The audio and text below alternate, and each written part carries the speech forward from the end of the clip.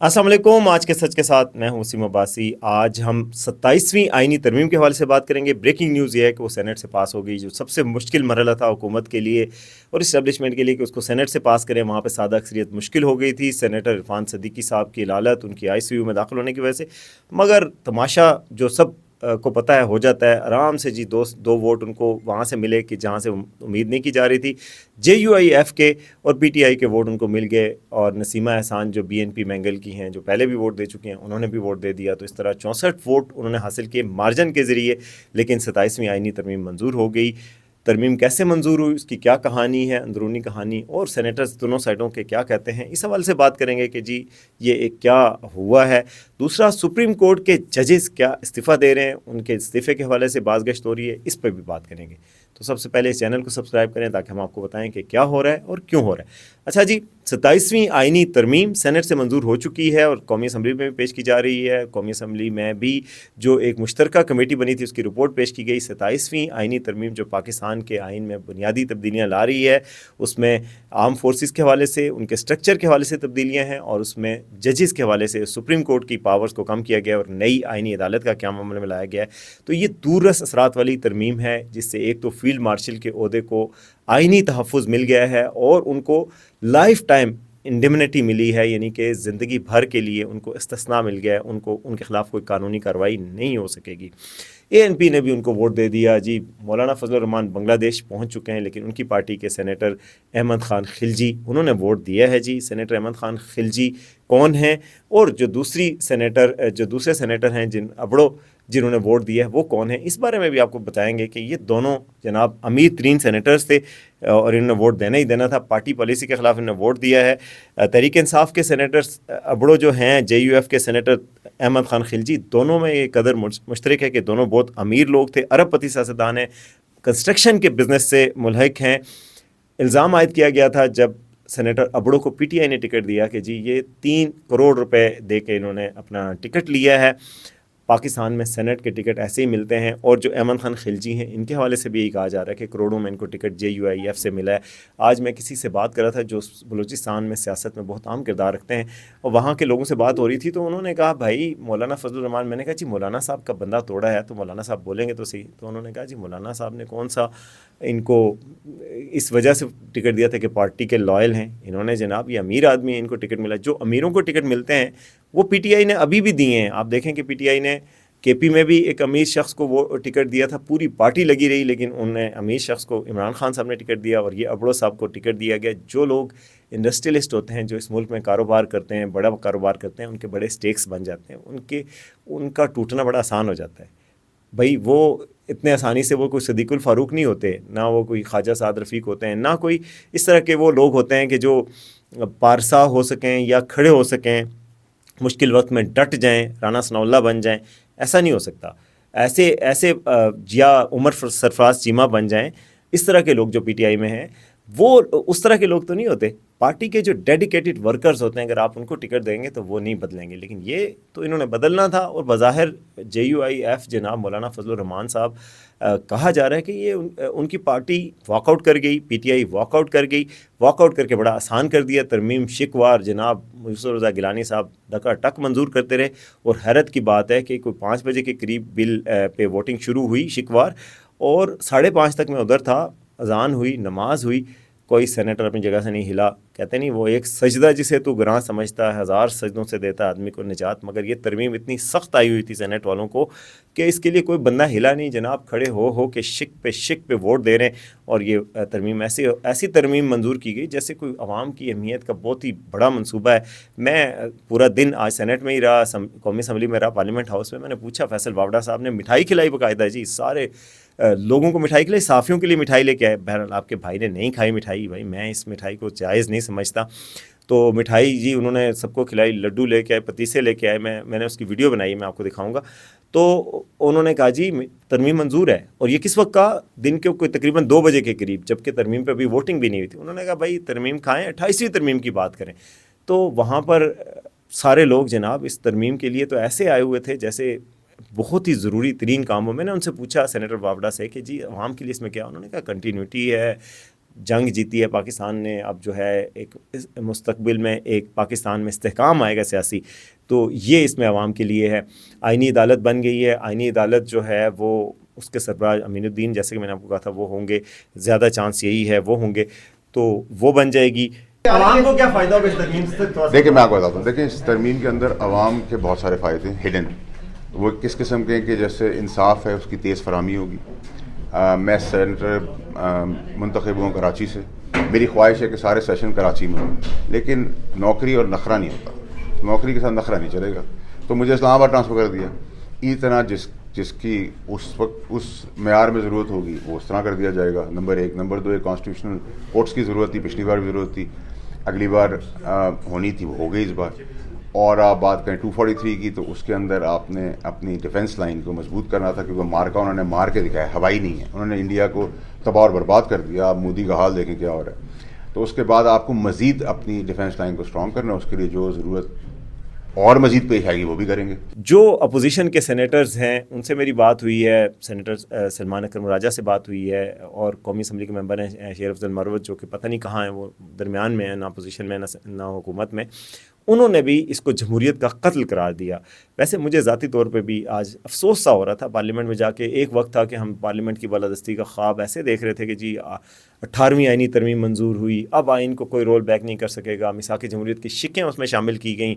آج تقریباً سب کچھ ہی وہ 18ویں ترمیم تو رول بیک نہیں ہوئی، کیونکہ NFC اور صوبوں کے بارے میں جو معاملات تھے ان کے حوالے سے سٹینڈ لیا پیپلز پارٹی نے، اور وہ نہیں ہوئی۔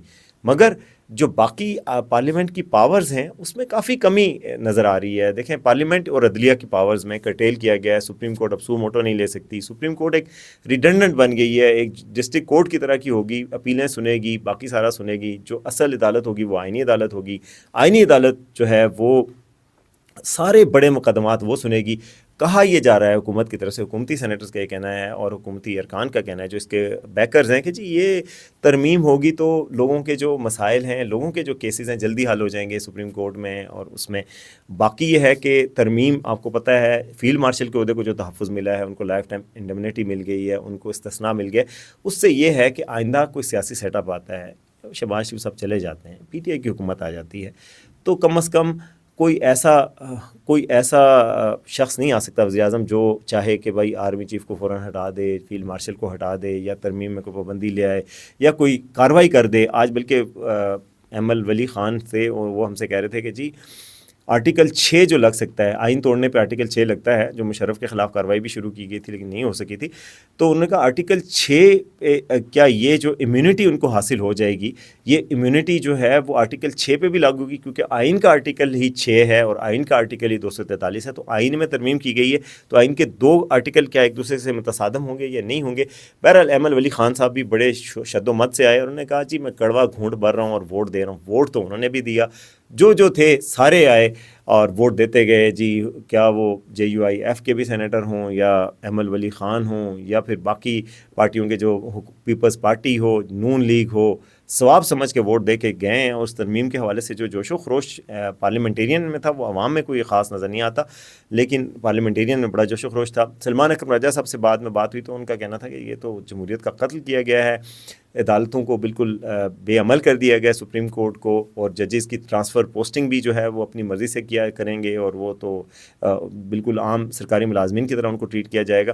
یہ سب انہوں نے کہا، اور انہوں نے کہا کہ ہم تحریک چلائیں گے اس کے۔ اب تحریک کتنی چلتی ہے، کیا چلاتے ہیں، پہلے کتنی تحریک چلائی ہے PTI نے یہ تو نہیں پتہ، لیکن بہرحال اب یہ ہے کہ کم از کم جمہوریت کے حوالے سے ایک تحریک، یہ جو پاکستان میں جمہوری نظام ہے اس کے حوالے سے ایک بڑا اسٹرکچرل چینج آ جایا ہے۔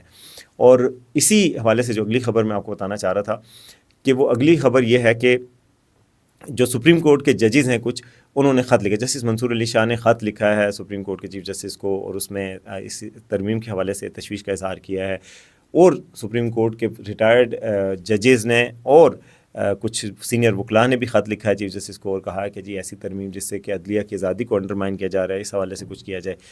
مگر بہت دیر ہو چکی ہے. اس سے پہلے بھی خط لکھے جا چکے ہیں, خطوط سے کچھ نہیں ہوتا, اب جو ہونا تھا وہ ہو چکا ہے. ویسے کچھ لوگوں کا یہ دعویٰ ہے کہ یہی سپریم کورٹ اور یہی عدالتیں پہلے کتنا ایک عوام کو انصاف دیتی رہی ہیں, یا پہلے کون سا جمہوریت کی بالادستی کرتی رہی ہیں. کیا یہی سپریم کورٹ نہیں تھی جس میں جنرل مشرف کو کہا گیا کہ چلے آپ نے آئین توڑ دیا, کوئی بات نہیں, ماشاء اللہ لگا دیا, کوئی بات نہیں, 3 سال کے بعد بس آپ نے لازمی الیکشن کرانے, یہ بات بھولنی نہیں ہے آپ نے, یہ کہہ کے چھوڑ دیا. یعنی کہ جب بھی ڈکٹیٹرز آئے ہیں تو سپریم کورٹ کون سا ان کے سامنے کھڑی ہوئی ہے, جب کھڑی ہوئی ہے, جو ہمیں پتہ لگتا ہے, جو آپ نے دیکھ لیا پاکستان کی تاریخ میں, تو بہرحال وہ پہلے بھی یہ تھا, لیکن اب جو انسٹیٹیوشنلائز کر دیا گیا ہے, جو پاورز پارلیمنٹ چھوڑے گی یا عدلیہ چھوڑے گی وہ واپس ان کو نہیں ملیں گی. جب آپ ایک پاورز کو چھوڑ دیتے ہیں تو اس کے بعد آپ کو واپس ملنا بہت مشکل ہو جائے گا. تو جو لیگل کورز دیے گئے ہیں اور جو لیگلی پاورز کو سیڈ کیا پارلیمنٹ نے, اس کی وجہ سے تھوڑا افسوس ہو رہا تھا کہ جی یہ اب جو ہے جو آپ جو سسٹم تھا اس میں بڑی تبدیلی آ گئی ہے, اور نگیٹو تبدیلی آئی ہے کہ جو عوامی بالادستی, سول بالادستی, پارلیمنٹ کی بالادستی کی باتیں کی جا رہی تھیں, اس حوالے سے ایک بڑا سیٹ بیک ہے یہ ترمیم. تو کوئی بھی جمہوریت پسند اس کو بہت زیادہ خوشی سے نہیں پسند کرے گا. نظام ہے, لوگ کہہ رہے ہیں جی چائنا کا نظام آ رہا ہے, چائنا کا نظام میں بڑا استحکام ہوتا ہے, اور اس میں ظاہر ہے ایک پارٹی سسٹم ہوتا ہے, کمیونسٹ پارٹی ہوتی ہے, اس میں وہی نظام چلتا ہے, تو وہ نظام وہاں پہ کنٹینیوٹی ہوتی ہے. چائنیز جو گورنمنٹ ہے یا جو چائنیز حکومت ہے اس کو پاکستان میں اس کو بھی کنٹینیوٹی کی ہمیشہ بات ہوتی تھی. میری جو چائنا کے ایمبیسڈر سے اور جو ڈپلومیٹ سے کچھ عرصہ پہلے بات چیت ہوتی تھی تو وہ کہتے تھے یار جو ہمارے ہاں تسلسل ہے نا وہ پاکستان میں نہیں ہے, ہمیں پتہ نہیں کس سے بات کرنی ہے کس سے نہیں کرنی, اگلے سال تک یہ پالیسی چلے گی کہ نہیں چلے گی, یہ اگر معاہدے ہم کر لیں, کوئی منرلز کے معاہدے کریں کسی اور چیز کے, تو وہ رہیں گے کہ نہیں رہیں گے. تو یہ واحد چیز ہے کہ کنٹینیوٹی تو پاکستان میں اب ہوگی, کیونکہ سب پتہ لگ گیا ہے کہ شہباز شریف صاحب بھی مدت پوری کریں گے, جو فیلڈ مارشل ہیں ان کی بھی مدت پکی ہو گئی ہے اور آگے چلیں گے, اور نظام یہی چلتا رہے گا. اب لوگ پوچھتے ہیں کہ جی عمران خان صاحب کا کیا مستقبل ہے, تو مجھے فوری طور پہ اور کم از کم نظر نہیں آ رہا کہ خان صاحب کے حوالے سے کوئی پازیٹیو خبریں نظر آئیں گی. یہ بات ضرور ہے کہ بشرا بی بی کے ذریعے سنا ہے کہ کوئی رابطے کیے جا رہے ہیں خان صاحب سے, اور فضا کو تھوڑا سا سازگار کیا جائے گا. لیکن جب تک یہ نظام ہے اور اس نظام کے طاقتور ترین افراد اپنے عہدوں پہ ہیں, تو مجھے نہیں لگتا کہ عمران خان صاحب کے لیے چانس نکلے گا. یہ چانس ہو سکتا ہے پی ٹی آئی کے لیے, چانس ہو سکتا ہے کہ پی ٹی آئی کو تھوڑی گنجائش دے دی جائے, ہو سکتا ہے کوئی ایسا دور بھی ہے کہ الیکشن ہو اور پی ٹی آئی کی حکومت بنا دی جائے. لیکن مائنس عمران خان, جس طرح کے نواز شریف صاحب کو مائنس نواز شریف صاحب نون لیگ بنا دی گئی ہے, جو بہت ہی میٹھی اور حلوہ قسم کی نون لیگ بنی ہے, اسی طرح حلوہ قسم کی پی ٹی آئی تو قبول ہوگی, مگر عمران خان صاحب والی پی ٹی آئی قبول نہیں ہوگی. مجھے بہت مشکل لگتا ہے انلیس کہ یہاں کا نظام بدلے, جو اہم ترین افراد عہدوں پہ ہیں وہ ہٹ جائیں, پھر اس کے بعد خان صاحب کا چانس بنے تو بنے, ادروائز نہیں رہے گا. نظام یہ چلے گا. اب دیکھتے ہیں کہ عوام کے لیے یہ نظام کتنا ڈیلیور کرتا ہے. ایس آئی ایف سی بنا ہوا ہے, انویسٹمنٹ کتنی آتی ہے, باقی ممالک کے ساتھ کیسے معاملات چلتے ہیں, یہ چیز دیکھنے والی ہوگی. ابھی تک جو یہ ترمیم آئی ہے اس میں عوام کے لیے, جتنے لوگوں سے پوچھا جائے وہ کہتے ہیں کہ عوام کے لیے تو اس میں کچھ نہیں ہے, صرف کنٹینیوٹی کی بات ہے. کنٹینیوٹی چلے گی تو عوام کو کچھ ڈیلیور ہوگا, جو ابھی تک ڈیلیور ہوا وہی ڈیلیور آگے ہوتا رہے گا, یہ نہیں ہوگا, یہ دیکھنا ہوگا. اب حکومت کے لیے, اسٹیبلشمنٹ کے لیے چیلنج ہے کہ کم از کم آپ لوگوں کو سب کچھ مل گیا, ساری ترمیمیں ہو گئیں, سارے تحفظات آپ کے دور ہو گئے, سارے جو حفاظتیں ہیں وہ مل گئیں, سارے استثناء مل گئے.